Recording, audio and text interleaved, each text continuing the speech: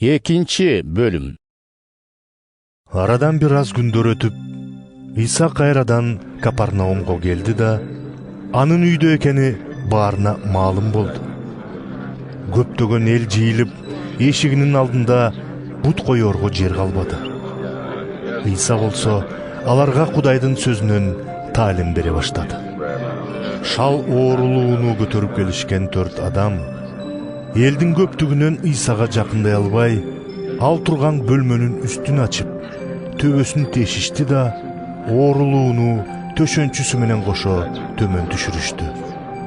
Иса алардын ишенимин көрүп, шал оорулуу адамга: «Балам, сенин күнөөлөрүң кечирилди», деди.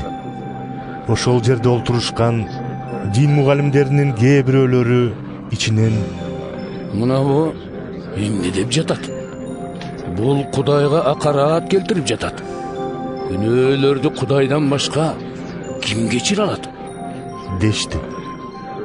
Алардын бул оюн дароо туя койгон Иса мындай деди: «Силер эмне үчүн мындай ойлоп жатасыңар? Күнөөлөрүң кечирилди деген жеңилби? Же тур, төшөгүңдү ал да бас дегенби?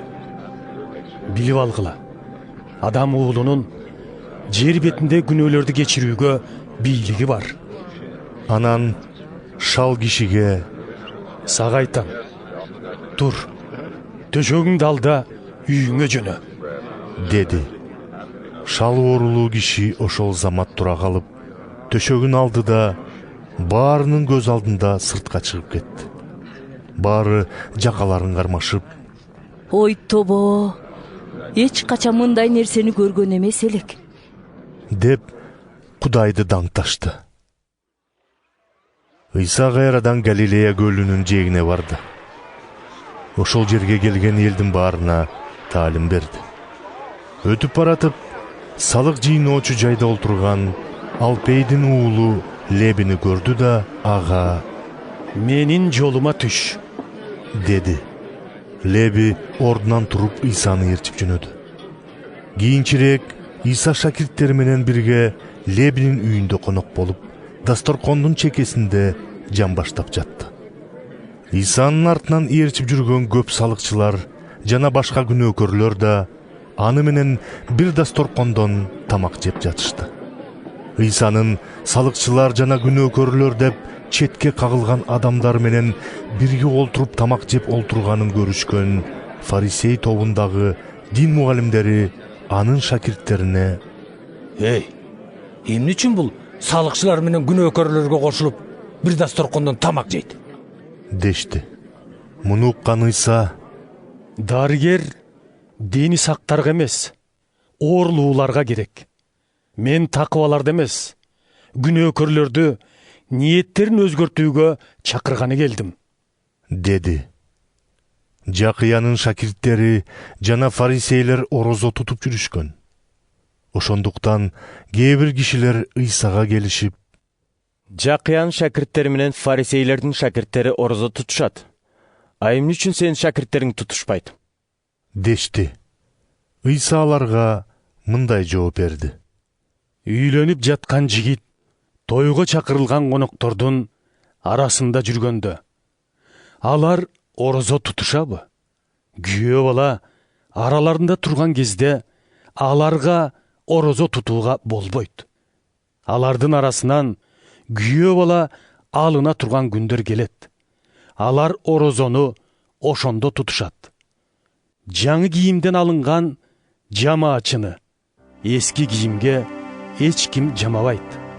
Анткени жаңы жамаачы эски кийимди айырып, жыртыгын мурдагысынан да чоң кылып коет. Эч ким жаңы шарапты эски чанаштарга куйбайт. Эгер куйса, жаңы шарап чанаштарды айырып, өзү да төгүлөт, чанаштар да жарабай калат. Ошондуктан жаңы шарапты жаңы чанаштарга куюш керек». Дем алыш күндөрүнүн биринде Исага эгин талаасын аралап өтүүгө туура келди. Жолдо баратканда шакирттери эгиндин баштарын жула башташты. Муну көргөн фарисейлер Ыйсага: Карачы, эмне үчүн шакирттериң дем алыш күнү тыюу салынган ишти кылып жатышат? дешти. Ыйса аларга: өзүнүн жана жанындагы адамдардын карды ачып бир нерсе жегенге зар болуп турганда дөөттүн эмне кылганын силер окуган жок белеңер. Ал Авиатар башкы дин кызматчы болуп турганда Кудай үйүнө кирип эгебизге багышталган нанды өзү да жеп жанындагыларга да бербеди беле. Бирок ал нанды жегенге дин кызматчылардын гана акысы болгон, деди. Ыйса сөзүн мындайча аяктады: Адам дем алыш күнү үчүн эмес, тескерисинче дем алыш адам үчүн жаратылган. Андыктан адам уулу дем алыш күнүнүн да ээси.